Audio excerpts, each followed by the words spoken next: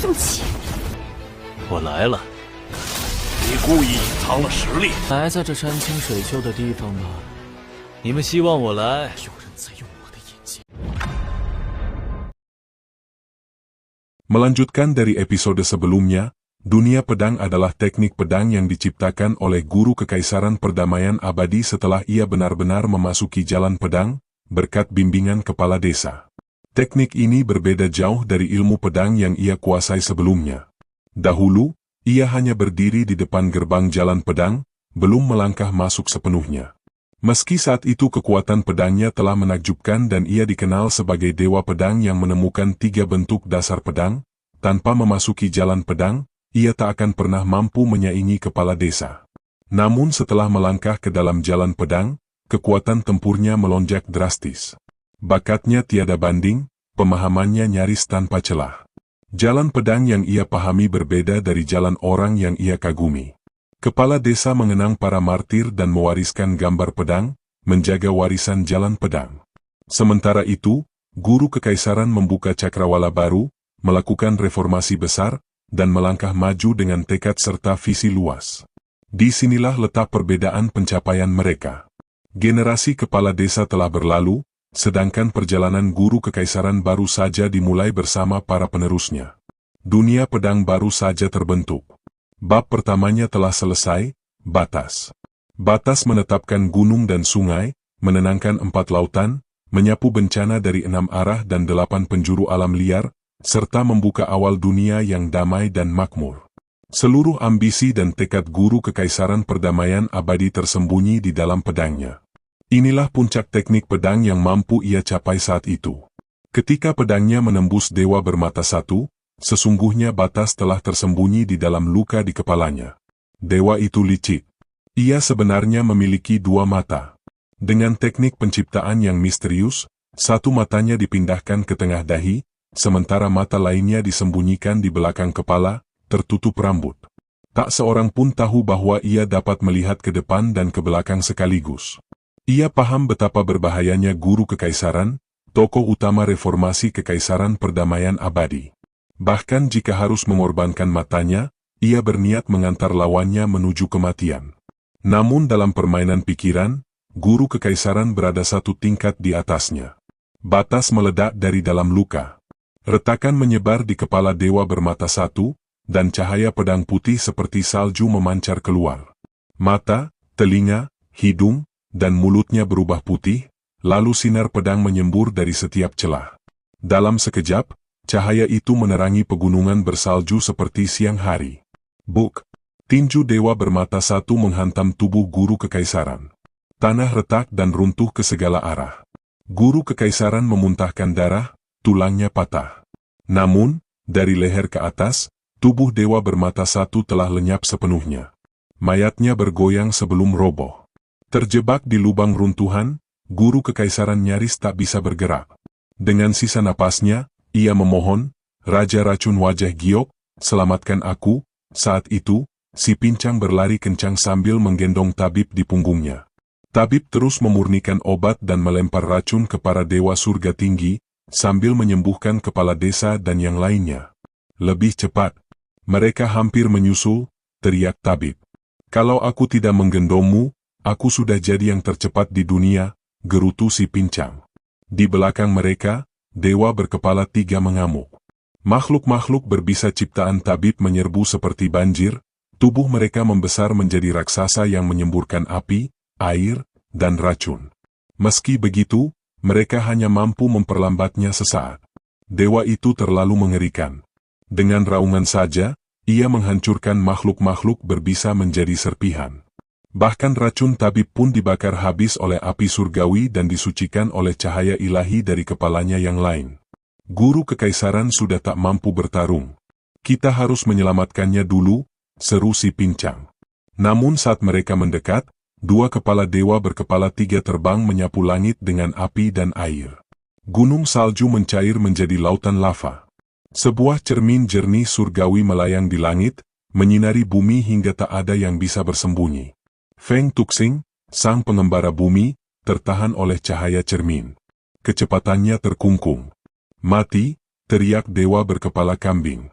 Namun lava bangkit membentuk wajah raksasa. Aku akan menarikmu ke neraka meski harus mati. Feng Tuxing menyeret dewa itu ke kedalaman bumi. Atas perintah tabib, si pincang mencuri cermin jernih dengan tangan pencuri matahari dan penukar langit. Tanpa cermin, Feng Tuxing kembali bebas. Pertempuran di bawah tanah mengguncang langit dan bumi. Lava berubah menjadi tangan, tinju, dan palu raksasa. Lalu, semuanya hening. Dewa berkepala kambing muncul dari lautan lava, tubuhnya membatu hitam. Namun seketika, ia roboh. Palu bertanduk menancap di kepalanya. Feng Tuxing jatuh bersamanya. Api di matanya perlahan padam.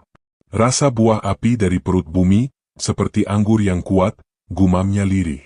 Aku tak seharusnya menjawab panggilan segel kaisar manusia, tapi pengembara bumi tak pernah melanggar sumpah leluhur. Ia menutup mata.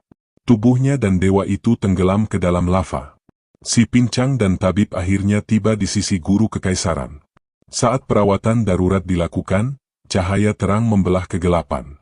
Kapal matahari melayang di langit. Seorang gadis berdiri di atasnya, menarik rantai matahari. Itu gadis yang dibawa Emiwer. Dia adalah penjaga matahari, seru tabib terkejut. Cepat, bantu kami. Yan Jingjing menarik rantai itu. Matahari di langit bergetar dan mulai turun. Puluhan ribu penggembala matahari berteriak panik. Matahari terhenti di udara. Dari bawahnya, cahaya emas yang tajam memancar lurus ke arah para dewa surga tinggi. Medan perang membentang ratusan li, terbagi ke dalam beberapa zona pertempuran, seluruhnya membujur di sepanjang pegunungan Dewa Tumbang. 5 abadi ras iblis, Raja Kun, Ratu Yi, Abadi Buta, Atua, Jagal, Si Bisu, Si Tuli, Guru Kekaisaran Perdamaian Abadi, Kepala Desa, Nenek Si, Daois Tua, Rulai Tua, dan Pertapa King Yu, masing-masing terjerat dalam pertempuran hidup dan mati. Mereka semua adalah sosok terkuat di jalannya masing-masing. Biasanya, hampir mustahil bagi mereka menemukan lawan sepadan. Namun, di hadapan para dewa surga tinggi, mereka tetap berada satu tingkat di bawah. Guru Kekaisaran Perdamaian Abadi dan Feng Tuxing sudah dianggap sebagai praktisi puncak. Meski Guru Kekaisaran mengerahkan segalanya untuk menewaskan dewa bermata satu, ia tetap menderita luka parah.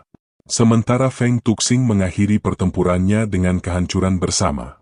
Perbedaan kekuatan mereka dengan para dewa terlihat jelas. Kekuatan 5 abadi dan Nenek Si sedikit lebih rendah, tetapi mereka memiliki banyak teknik rahasia. Mereka bertarung sambil bergerak, mengandalkan seni surgawi, perlahan menguras tenaga lawan yang jauh lebih kuat. Kedatangan Yan Jingjing mengubah keadaan. Saat matahari dari kapal matahari turun, Abadi Kuning membuka karung di punggungnya. Asap kuning pekat menyembur keluar, baunya memualkan hingga para dewa merasa organ dalam mereka seakan terkoyak, muntah hebat tak tertahankan. Abadi Kuning maju hendak menyedot jiwa lawannya, namun tubuhnya justru terpental oleh serangan balasan. Di sisi lain, Abadi Willow memperlihatkan wujud aslinya, ular hijau raksasa menyerupai naga yang melilit puncak gunung salju. Lawannya pun mengungkap bentuk sejatinya, gunung raksasa berbulu putih dengan sorot mata tajam bagai kilat di kegelapan. Abadi Willow terpukul telak. Darah mengalir deras dari mata, telinga, hidung, dan mulutnya. Abadi Putih, Abadi Tikus, dan Abadi Rubah juga menderita luka berat. Hanya Nenek Si yang masih mampu bertahan, mengandalkan panji teleportasi dan bintang agung kekuatan surgawi, terus menghindari serangan. Biasanya, 5 abadi akan bekerja sama melawan satu musuh. Namun kini, karena kekurangan tenaga, mereka harus menahan 2 dewa sekaligus. Tekanan sedikit berkurang dengan bantuan Nenek Si, tetapi tetap jauh dari cukup. Di medan lain, pedang Dao Daois tua telah mencapai tulisan pedang ke-14. Pedangnya membelah gunung dan menghancurkan bumi. Namun celah dalam gerakannya segera ditangkap lawan. Cahaya surgawi menembus lapisan cahaya pedang, memakukan Daois tua ke tebing. Pedang Dao, hanya segitu saja. Telapak tangan raksasa menghantam tubuh Daois tua dengan kejam. Rulai tua mengerahkan seluruh 20 langit sutra Mahayana Rulai. Tubuhnya menjelma Buddha raksasa, dikelilingi 10.000 bayangan Buddha. Namun satu persatu langitnya runtuh. Tubuhnya berlumuran darah, alis putihnya ternodai merah. Ia sudah terlalu tua. Ki dan darahnya tak lagi sekuat dahulu. Jika di masa jayanya, Sutra Mahayana Rulai akan membuatnya bertarung tanpa lelah. Kini, ia perlahan tertekan. Ma tua berusaha menolong berkali-kali, namun selalu dihalangi lawannya. Ia sendiri telah mencapai alam Brahma, lapisan terakhir Sutra Mahayana, dengan 20 lapis citra Buddha mengelilinginya. Namun, tubuh Ma tua masih kokoh, sementara ki dan darah Rulai tua telah meredup. Syariputra, rupa tidak berbeda dari kehampaan. Kehampaan tidak berbeda dari rupa. Mantra itu menggema. Ki dan darah Rulai tua tiba-tiba melonjak, kekuatannya melampaui lawan. Ma tua gemetar. Guru. Rulai tua tersenyum lembut. Ajaran Buddha, kuserahkan padamu. Sebarkanlah untukku. Cahaya Buddha meledak, menelan dirinya dan sang dewa. Di medan lain, si buta melesat di antara pertempuran, menggunakan mata pikiran surgawi untuk menembus kelemahan musuh. Ia hanya mampu memaksa para dewa bertahan dan menyelamatkan sekutunya, namun tak bisa memberikan serangan mematikan.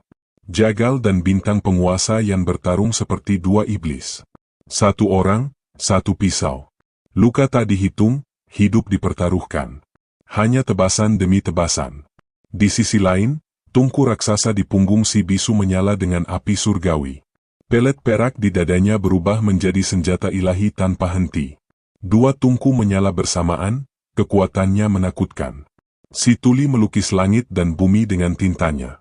Lukisan dan kenyataan saling tumpang tindih, membentuk dunia ilusi yang membingungkan. Ia menarik lawannya masuk ke dalam lukisan. Namun cahaya pedang tiba-tiba menembus dadanya. Si tuli terlempar, lalu menghantamkan kuasnya sekuat tenaga. 100 li gunung dan sungai hancur bersamaan, meledak menjadi energi mengerikan. Manusia fana tak pantas memiliki kekuatan dewa dan iblis. Raungan marah menggema dari kehancuran. Sementara itu, Raja Kun dan Ratu Yi bertarung di laut dan langit dengan wujud asli mereka. Auman mereka mengguncang dunia. Ratu Yi menebas dengan pisau, dan dari celah langit yang terbelah, matahari justru jatuh. Saat itulah, sinar emas yang tajam menyembur dari matahari, menghujani para dewa surga tinggi. Di bawah kendali Yan Jingjing, kapal matahari melepaskan kekuatan terbesar dengan kerusakan paling minimal. Cahaya matahari menyinari ribuan li pegunungan dewa tumbang. Dewa-dewa jatuh satu persatu. Namun, dewa berkepala 3 menerobos ke kapal matahari, mengabaikan target lain, langsung menuju Yan Jingjing. Kekuatan matahari melemah. Pertempuran mencapai titik kritis. Di kejauhan, langkah ke-9 gambar pedang dilepaskan sepenuhnya. Cahaya pedang menelan dunia. Di pusatnya, bintang penguasa Kiao berdiri tegak, darah mengalir dari alisnya. Kau sudah tua, jika kau masih di puncakmu, aku pasti mati. Tapi sekarang, aku masih bisa menyeretmu bersamaku. Tubuh dewa di sisinya terbelah, jatuh menjadi potongan daging. Bintang penguasa Kiao berlutut, tubuhnya bersandar pada pedang surgawi. Ia tertawa lirih sambil menatap musuh lamanya yang berjalan mendekat. Kaisar manusia tua, kau dan aku hanyalah boneka di atas tali, mainan para dewa sejati. Apa gunanya kau menghalangi kami di sini? 2 pasukan dari surga tinggi telah turun. Kami hanya umpan. Kelompok lainnya sudah bergerak untuk mengaktifkan senjata surgawi meteorologis. Kekaisaran perdamaian abadi pasti akan hancur, di hadapannya, roh primordial di belakang kepala desa menyala seperti dewa yang terbakar cahaya. Namun nyala itu goyah, redup, hampir padam, lalu menyala lagi. Ia memaksa dirinya mempertahankan puncak kekuatan, mengorbankan sisa ki dan darah. Bintang penguasa Kiao, kata kepala desa dingin, mengabaikan hiruk-pikuk medan perang. Di mana kelompok lainnya? Tatapannya menusuk. Kita musuh lama. Kita akan mati di sini. Tapi apakah kau benar-benar ingin melihat tak terhitung nyawa di perdamaian abadi lenyap? Dari dalam tubuh bintang penguasa Kiao terdengar suara runtuh. Wajah tampannya pucat seperti kematian. Apa arti hidup makhluk rendahan itu bagiku? Ia mendongak ke langit dan berbisik, bintangku, akhirnya jatuh. Kerak. Retakan halus menjalar di pedangnya, semakin cepat, semakin rapat, hingga yang tersisa hanyalah bunyi kehancuran. Roh primordial kepala desa meredup lagi. Ia mengerahkan ki dan darah terakhir, berusaha menyalakan kembali kekuatan hidupnya, sia-sia. Tubuhnya seperti kantong bocor, tak mampu lagi menahan nyala. Ia lumpuh, kehilangan keempat anggota tubuh. Lebih dari luka, usia adalah musuh terbesarnya. Seharusnya ia masih memiliki sisa waktu untuk menambal jembatan surgawi dan melangkah ke alam dewa. Namun pertempuran ini telah menghabiskan segalanya. "Jawab aku," teriak kepala desa. "Kemana mereka pergi?" Bintang penguasa Kiao menutup mata, menunggu ajal. Tiba-tiba tubuhnya bergetar. Luka pedang muncul satu demi satu, seolah pedang tak terlihat mengiris mayatnya perlahan. "Apa gunanya?" Ia mencibir lemah. "Mampukah kau menghentikan mereka? Kau juga akan mati, teman lama. Ikuti aku ke mata air kuning, katakan," desak kepala desa, suaranya tegas. Mata kosong bintang penguasa Kiao beralih ke kegelapan reruntuhan besar. Napasnya memburu. "Mereka hampir tiba. Jika kau masih punya kekuatan, hentikan mereka." Wajahnya mendadak berubah. Ia mencengkeram pakaian kepala desa dan berteriak serak, ketakutan merajalela. "Aku melihat api neraka. Jeritan tak terhitung dari perdamaian abadi. Hentikan mereka. Jangan biarkan dosa ini jatuh padaku. Aku hanya menjalankan perintah, aku bukan pelakunya." Teriakannya berubah menjadi ratapan gila. Kapal kertas, begitu banyak kapal kertas berlayar ke kegelapan. Hitungan bumi, ini neraka. "Selamatkan aku, dewa sejati, selamatkan aku." Suara itu terputus. "Pak!" Pedang sucinya berubah menjadi debu. Tubuh bintang penguasa Kiao roboh, luka-luka meledak, mencabik mayatnya. Kepala desa segera melesat ke kegelapan reruntuhan besar. Roh primordialnya kadang terang, kadang redup. Ia memaksa sisa darahnya bergerak demi menahan kematian. Ia merasakan panggilan Youdu, ikatan fakta hitungan bumi menarik jiwanya. Saat tubuh jasmani melemah, tarikan itu kian kuat. Menjaga tubuh tetap hidup adalah kunci melampaui fakta. Dewa mengolah raga ke alam ilahi, di harta surgawi, jembatan surgawi tersembunyi. Namun jalan itu telah diputus. "Aku benar-benar tua," gumamnya. Ia terus maju, tertatih, dikepung makhluk kegelapan yang menunggu ajalnya. Setiap langkah makin berat. "Aku, sekarat." Seekor burung raksasa menembus kegelapan, mendarat di puncak. Ia berubah menjadi dewa berkepala burung, paruhnya merapikan bulu. "Waktumu habis. Beri aku waktu," pinta kepala desa, suaranya jauh dan kabur. "Masih ada yang harus kuselesaikan. Aku tidak ingin perdamaian abadi menjadi neraka. Aku masih bisa bertarung. Aku adalah kaisar manusia." Tawa mengejek bergema.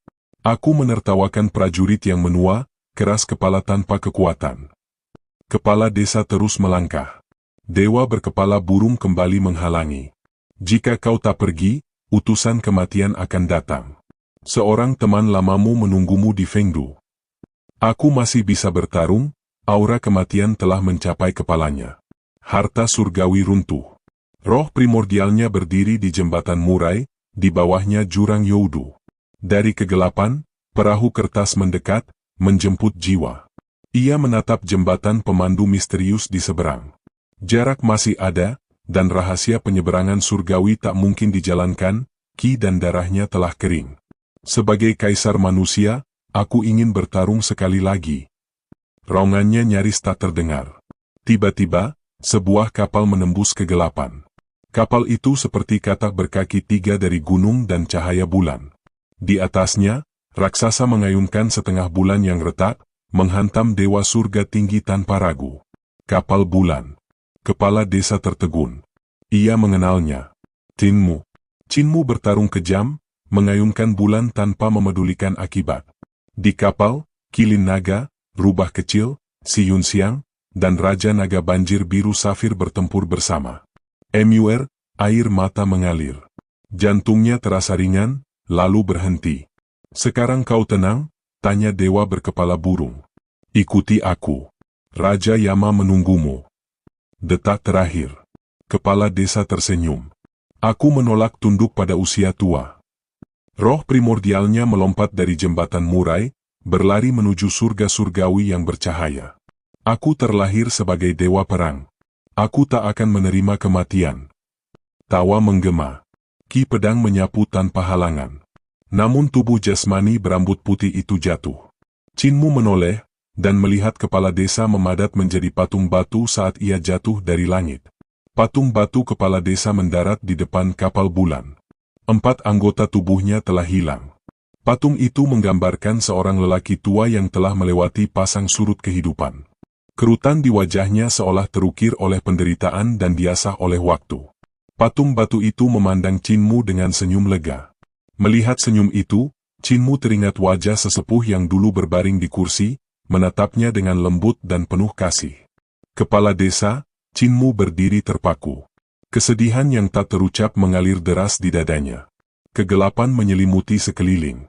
Cahaya samar yang dipancarkan patung batu tak menerangi jauh, namun justru membuat Chinmu teringat pada sesepuh keras kepala itu. Seseorang yang tetap ingin melindunginya bahkan setelah pergi dari dunia ini. Kakek kepala desa, air mata berkilau seperti cahaya bulan jatuh dari mata Chinmu. Tetesan itu melayang di udara, memantulkan sinar rembulan. Pada saat yang sama, terdengar raungan pilu Raja Naga Banjir Surgawi. Chinmu menutup matanya, memaksa cahaya bulan keluar dari tubuhnya. Ia telah masuk jauh ke dalam reruntuhan besar, dilindungi oleh Raja Naga Banjir Surgawi, menembus wilayah yang dulu ia sangka sebagai desa bebas, tempat Kementerian Pekerjaan Surgawi membangun kapal raksasa. Dari sanalah ia membawa kapal bulan kembali. Saat mencoba memasuki sumur bulan, Chinmu bertemu 3 dewa dari surga tinggi. Mereka tidak bergerak seperti bintang penguasa Kiao yang berubah menjadi cahaya bintang. Ketiga dewa itu berjalan di darat, menyembunyikan cahaya surgawi mereka, hanya memancarkan sinar redup untuk mengusir monster di kegelapan.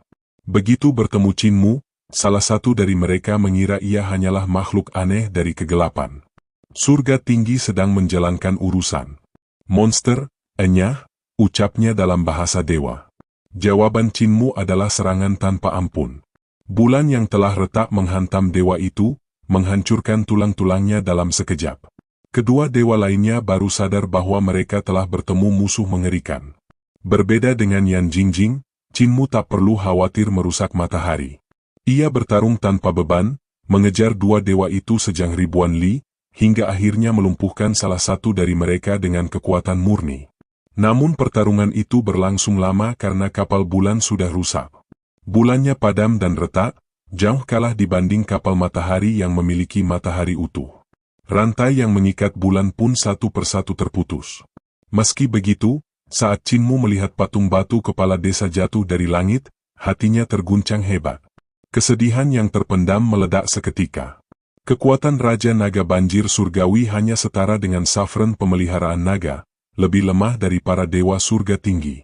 Saat Chinmu lengah, Raja Naga itu terluka parah. Chinmu membuka matanya, melepaskan pegangan dari pilar surgawi. Ia ingin menyentuh patung batu yang tersenyum padanya. Namun telapak tangannya hanya menembus udara kosong. Swing! Tangannya mencengkeram rantai yang menjuntai. Rambut Chinmu berkibar oleh amarah. Rantai itu melesat menembus kegelapan, mengikat dewa surga tinggi yang telah melukai Raja Naga Banjir Surgawi. Dengan tangan lainnya, Chinmu mengangkat bulan yang rusak dan menghantamkannya ke tubuh dewa itu. Raja Naga Banjir Surgawi meraung ketakutan. Ia berada terlalu dekat. Jika ikut terkena, ia pasti mati. Ia berguling menjauh, namun separuh bulan tetap menyapu tubuhnya, mengelupas sisik naganya. Rasa sakit membakar membuat air mata mengalir dari matanya. Bulan yang hancur menghantam tubuh dewa surga tinggi. Gunung-gunung bergetar, monster di kegelapan menjerit dan kabur ke segala arah. Chinmu tak berkata apa-apa. Ia mengayunkan bulan yang rusak itu berulang kali, menghancurkannya tanpa henti hingga bongkahan sebesar gunung berubah menjadi debu. Dewa yang sebelumnya dilumpuhkan memandang dengan ngeri. Ia menahan rasa sakit dan pincang melarikan diri. Anak ini gila, benar-benar gila. Tidak pantas mempertaruhkan nyawaku, pikirnya ketakutan. Ia kabur tanpa menoleh sedikit pun. Saat bulan benar-benar hancur, kekuatan Chinmu memudar. Ia kembali ke tingkat alam 6 arah. Chinmu terduduk di kapal bulan yang rusak, terengah-engah. Naga Kilin dan para naga banjir lainnya gemetar ketakutan, menatapnya dengan mata penuh teror. Aura mengerikan kapal bulan menghilang. Cahaya bulan pun lenyap sepenuhnya. Kegelapan kembali menelan mereka, namun monster-monster tak berani mendekat. Chinmu menatap patung batu kepala desa di depan kapal bulan. Senyumnya tampak puas. "Kamu masih hidup, kamu pasti masih hidup," gumam Chinmu. "Raja Naga Banjir Surgawi, cepat angkat patung batu itu." Raja Naga yang terluka parah mengerahkan sisa tenaganya dan mengangkat patung batu itu. "Berat?" tanya Chinmu gugup. "Sangat berat," jawabnya jujur. Chinmu tertawa, sambil menghapus air matanya. Membawa patung batu sama seperti membawa dewa. Kakek buta tak pernah berbohong. "Kamu masih hidup, hanya saja bukan di dunia ini." Ia tertawa keras, namun air mata kembali jatuh. "Aku pernah melihat patung batu hidup kembali dan menunggangi naga Kilin untuk memadamkan pemberontakan. Kamu juga bisa, benar?" Si Yunxiang memandang Chinmu. Ia baru menyadari bahwa di balik julukan Raja Iblis Besar, hati pemuda itu murni dan rapuh, tersembunyi di balik tekad yang keras. Chinmu menyeka air matanya. "Kamu akan kembali, kan? Kalau aku menangis, kamu pasti menertawakanku dan bilang aku masih anak kecil yang lemah." Ia naik ke punggung Raja Naga Banjir Surgawi. Wajahnya kembali kosong. "Ayo pergi. Kejar dewa itu. Kita tidak boleh membiarkannya memasuki perdamaian abadi hidup-hidup." Raja Naga Banjir Surgawi mengangguk dan mengejar jejak musuh. Chinmu menoleh ke belakang. Patung batu kepala desa perlahan menghilang ke dalam kegelapan. "Kemanapun jiwamu pergi, aku akan mencarimu. Kamu adalah keluargaku, bahkan jika kau jatuh ke tangan kaum bumi, aku akan merebutmu kembali." Kepala desa mengikuti pria itu menyusuri kota Fengdu. Di sepanjang jalan, tampak jelas bekas pertempuran. Beberapa dewa dan iblis masih berkumpul di sekitar manusia kertas serta kuda kertas, pemandangan yang membuatnya bingung. "Fengdu baru saja melewati pertempuran besar," kata pria itu dengan suara tenang. "Raja Yama sendiri memimpin kami melawan Youdu. Namun ini bukan yang pertama. Di masa lalu, kami sudah sering bertempur." Ia melanjutkan, "Youdu selalu mengawasi dunia di luar reruntuhan besar. Mereka merasa bencana perdamaian abadi akan segera meletus, sehingga berniat mengumpulkan jiwa-jiwa. Tapi kali ini, mereka berhasil kami paksa mundur." Kepala desa tercengang. Perang antara dunia Fengdu dan dunia Youdu benar-benar terjadi, namun reruntuhan besar tetap sunyi dan tampak damai, seolah tidak pernah terjadi apapun. Hal itu sungguh sulit dibayangkan. Istilah bencana perdamaian abadi dan pengumpulan jiwa membuatnya merinding. Hanya dari beberapa kalimat itu saja, ia sudah bisa merasakan betapa mengerikannya rahasia yang tersembunyi di balik kegelapan. Mereka tiba di sebuah rumah besar. Pria itu mengetuk pintu dan tersenyum pada sesepuh yang membukanya. "Hei, bangkotan tua. Aku membawa murid-muridmu untuk menemuimu." "Murid baik, cepat sambut Grand Master Emu." Belum selesai ia berbicara, kepala desa langsung menendangnya sambil marah. "Kurang ajar. Bagaimana bisa kau berbicara seperti itu kepada Grand Masterku? Dia tetap gurumu." Pria itu langsung murka. "Dia menipuku untuk mengambil posisi ini. Kau tahu berapa banyak penderitaan yang kualami? Keluarga tercerai-berai, sahabat mati satu persatu.